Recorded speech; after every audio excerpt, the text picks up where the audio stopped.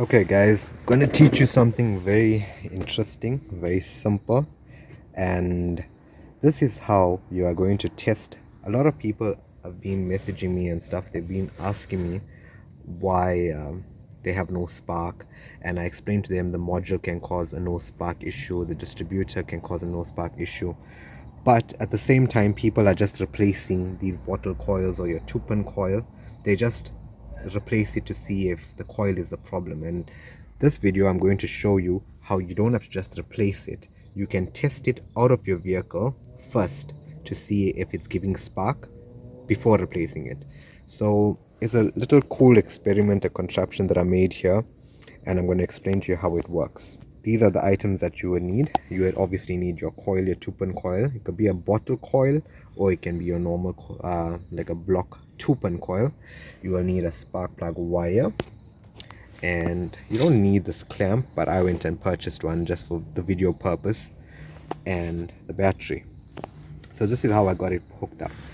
I have on my coil, you're going to see that I have, I don't know if you could see that, you're going to see plus there, or if you don't have a plus, just make sure it's 15 so you know that's your positive, right? And then on the other side of your coil, you're going to have your negative with a minus right here. So I got a red wire for illustration purposes running to the positive of my battery, right? And then my ground, the ground side of the battery, it's running to, like, let's say example, we don't have the engine's block as ground, so I'm running a ground wire. Can you see that I'm running a ground wire to act like it's ground, like the engine's ground? Because this whole housing here, this metal housing of the spark plug, once you tighten it down into a spark plug hole, it represents ground, right? And obviously you'll need the spark plug. So once that is hooked up, you're going to take another white wire, not a white wire, you're going to take any wire, you're going to connect it to ground, right? And then you're going to start tapping it on the metal, or on the the metal part of the spark plug, but in this case I'm going to tap it here. It's very difficult for me to show you spark, but maybe I need to put the flash off.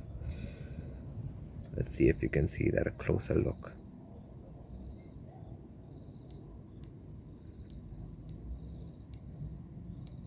Can you see that? So your ground from the coil is your trigger, and when you hit it on the ground of the plug, you're supposed to get spark. So yeah guys, quick demonstration. Let me just go over it. You're going to have a wire coming from your positive power to your positive of the battery. You're going to have another ground wire running to the base of the spark plug, and then you're going to have a trigger wire from your coil, and you're going to hit it onto the base of the spark plug. And I'll demonstrate it.